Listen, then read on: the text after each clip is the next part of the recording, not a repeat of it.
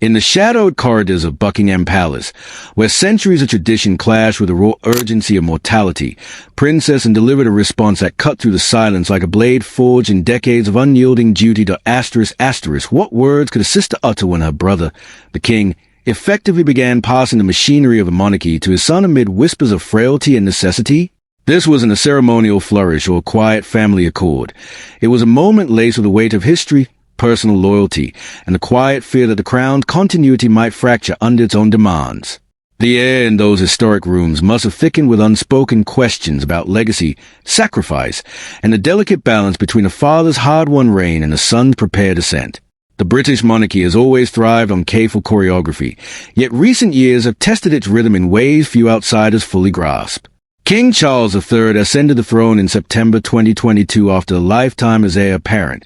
carrying forward the legacy of his mother, Queen Elizabeth II, whose 70-year reign set an unmatched standard of steadfast public service and constitutional neutrality. Yet health challenges, notably his cancer diagnosis publicly disclosed in early 2025, have accelerated thoughtful conversations about the thoughtful distribution of royal responsibilities across the family. Prince William, the Prince of Wales, has increasingly shouldered operational elements such as high-profile engagements, strategic oversight of charitable initiatives, and broader public representation, while Princess Anne, the Princess Royal, has remained one of the most steadfast working royals, consistently completing hundreds of annual duties with a characteristic no-nonsense pragmatism and deep commitment to causes ranging from agriculture to veterans' welfare. Royal observers and seasoned correspondents have long noted the evolving dynamic within the family. In Robert Hardman's meticulously researched and authoritative book Charles III, New King, New Court ***, the acclaimed royal biographer and longtime correspondent for major publications details how the early years of Charles's reign involved deliberate, measured steps to modernize select aspects of royal operations while preserving the core institutions that define the monarchy's enduring role in British life. Hardman, drawing extensively from palace insiders, official records, and direct access to key figures, portrays Princess Anne not as a peripheral observer but as a pragmatic anchor within the family structure, someone who deeply understands the profound burdens associated with assuming or supporting monarchical duties later in life. Her quoted perspectives and related coverage in interviews emphasize the inherent value of accumulated wisdom and experience, noting that beginning such responsibilities with greater maturity equips one with deeper insight, firmer convictions, and a clearer sense of priorities shaped by decades of observation. To fully appreciate the context and emotional resonance of Anne's response, one must carefully trace the subtle yet significant shifts that preceded it over the course of Charles's reign. Charles had long advocated for a more streamlined approach to the monarchy's working members, a vision he articulated thoughtfully even during his many years as Prince of Wales. However, Anne, in a candid 2023 interview with CBC's chief correspondent Adrian Arsenault, offered a measured pushback on the full implications of a sharply slimmed-down model. "It doesn't sound like a good idea from where I'm standing," she remarked with her trademark directness, highlighting the practical, on-the-ground demands of sustained public service and the family's collective role in providing a sense of continuity and stability to the nation during times of change. This statement was never framed as outright defiance, but rather as a sister's grounded, experience-based counsel, deeply rooted in her own exemplary record as one of the most dedicated and hardest-working members of the royal family, frequently surpassing others in the sheer volume and consistency of her annual engagements across the United Kingdom and Commonwealth. As King Charles navigated the multifaceted responsibilities of his reign, Prince William's public and operational profile rose in a natural, evolutionary manner. The Prince of Wales has undertaken numerous significant overseas tours, championed innovative environmental and sustainability causes through initiatives like the Earthshot Prize, and assumed greater domestic responsibilities, particularly as both the King and the Princess of Wales face periods of health-related treatment and recovery. Official palace statements and balanced reporting from trusted outlets such as the Press Association confirmed this progression as a supportive delegation aimed at maintaining institutional momentum, rather than any abrupt or formal transfer of ultimate sovereign authority. William's expanded contributions have included enhanced input on scheduling, representational duties at major national events, and oversight of key patronages, allowing the monarchy to project vitality and relevance without placing unsustainable strain on the sovereign. Princess and public statements and consistent private actions have reflected a position of quiet yet resolute reinforcement for her brother and the broader family efforts. Far from any sense of resistance or opposition, her approach has consistently embodied deep familial solidarity and practical support. In various interviews and through her unwavering participation in joint engagements, she has defended the monarchy's continued relevance in modern society, repeatedly stressing its unique capacity to offer long-term constitutional stability that remains difficult to achieve through alternative political or institutional frameworks. Hardman's detailed accounts, alongside insightful contribution from veteran royal correspondents such as Katie Nicholl in her book The New Royals, Queen Elizabeth's Legacy and the Future of the Crown illustrate, and as a reliable, tireless operator who steps forward without seeking fanfare, whether collaborating with Charles to present new standards to the esteemed household cavalry regiments or advancing her extensive network of patronages in fields as diverse as equestrian sports, farming innovation, and support for military personnel and their families. Delving even deeper into the emotional and psychological layers surrounding these developments reveals profound personal undercurrents that shape every decision. King Charles, who endured the longest wait of any heir apparent in British history, has often spoken movingly of a monarchy as a profound duty-bound form of public service rather than a platform for personal power or aggrandizement. His practical decision to retain Clarence House as a primary London residence for himself and Queen Camilla, even following the completion of Buckingham Palace's extensive multi-year refurbishment program, estimated at around £369 million and intentionally designed to enhance public access and educational opportunities, signals a thoughtful prioritization of operational efficiency and personal well-being over purely symbolic considerations, as outlined in official royal financial disclosures. Released in 2026, Prince William, for his part, must delicately balance the joys and responsibilities of his young family with the immense, looming weight of future kingship, preparing himself and those closest to him for the intensified demands ahead. Anne's response, as thoughtfully pieced together from contextual reporting, her established pattern of candid communication, and her long public record, embodies a philosophy of protective realism tempered by profound affection. She has never hesitated to confront difficult truths throughout her life, whether reflecting poignantly on her mother's final days at Balmoral or maintaining her straightforward, no-nonsense demeanor in all aspects of royal duty. In documented exchanges around periods of heightened succession speculation and health concerns, her support for Charles remained unequivocal and steadfast. She emphasized the importance of unwavering commitment to lifelong service, making clear that retirement was not an option she entertained for herself or viewed as readily applicable in the context of core royal roles. This perspective aligns closely with the nuanced portrayals found in major biographical works, such as Sally Bedell Smith's Prince Charles, The Passions and Paradoxes of an Improbable Life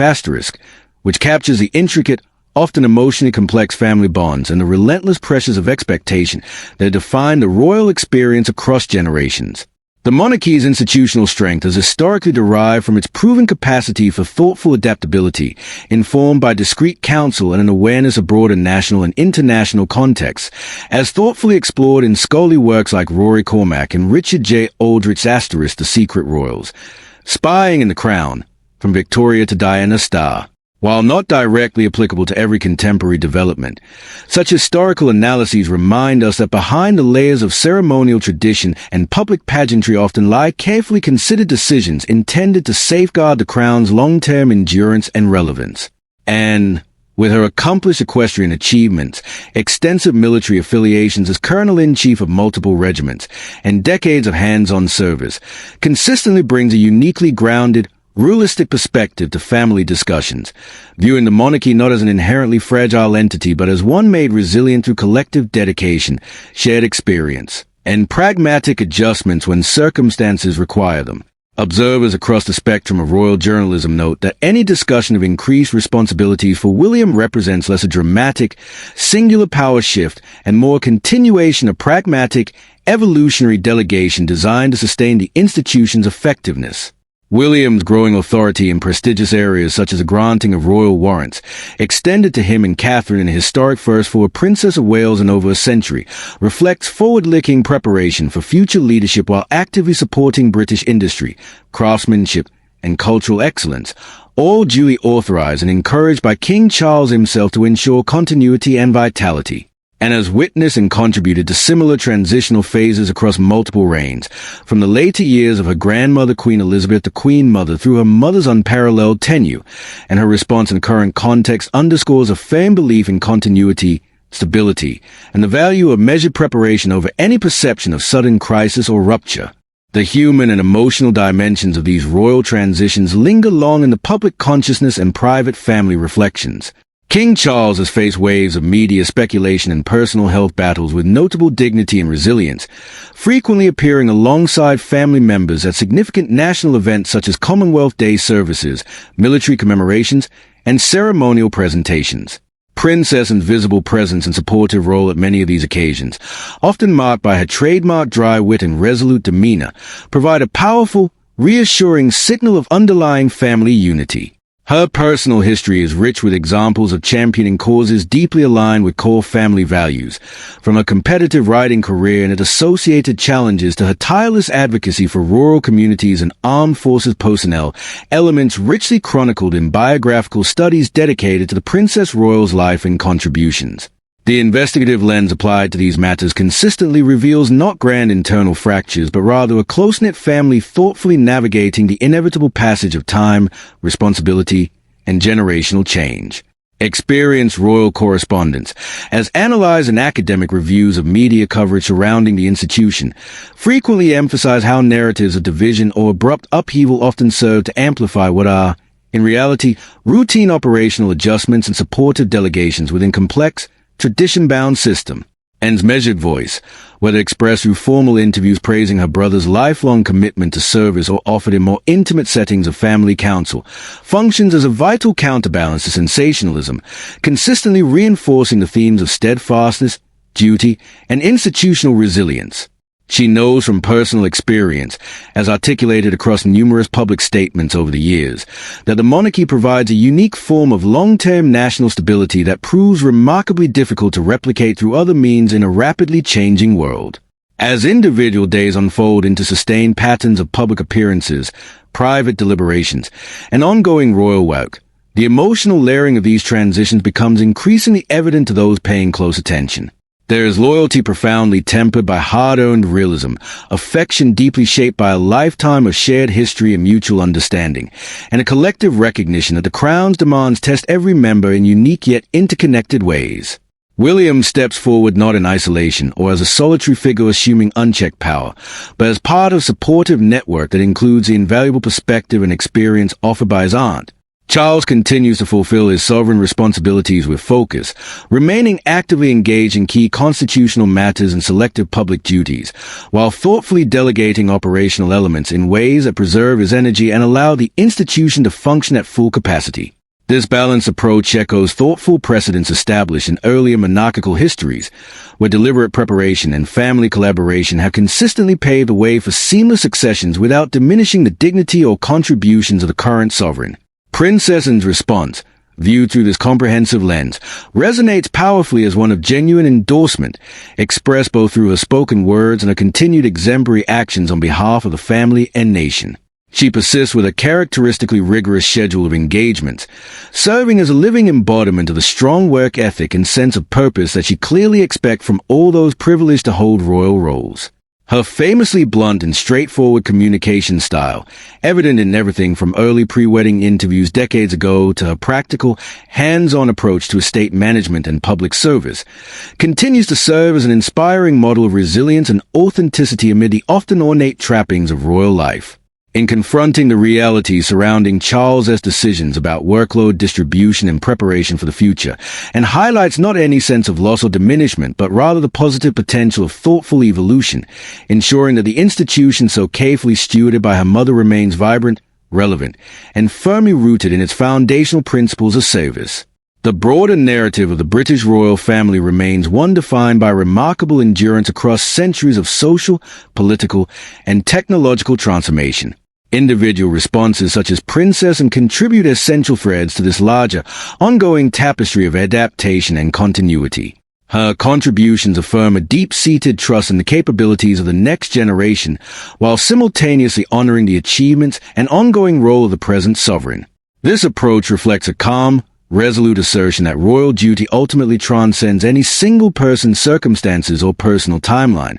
calling instead for a shared commitment that draws strength from history, adapts to contemporary needs, and looks forward with measured optimism. As the public continues to observe and reflect upon these developments, the monarchy demonstrates once again its capacity to evolve thoughtfully while maintaining the dignity, stability, and symbolic importance that have long endeared to many around the world and within the United Kingdom itself. In the final analysis, Princess Anne's response endures as a poignant testament to the enduring power of familial bonds when rigorously tested by the demands of time, responsibility, and public expectation. It serves as a powerful reminder that behind the grand titles, ancient traditions, and ceremonial splendor are real individuals confronting profound questions of legacy, sacrifice, and purpose with honesty, resolve, and mutual support. The monarchy, through moments such as these, moves forward not as a static relic of the past, but as a living institution attuned to the present while securely anchored in its historical foundations. With its pragmatic voice and unwavering example echoing as a vital pillar of continuity and quiet emotional depth, the crown's light continues to shine across generations, sustained by the collective dedication of those who carry its weight.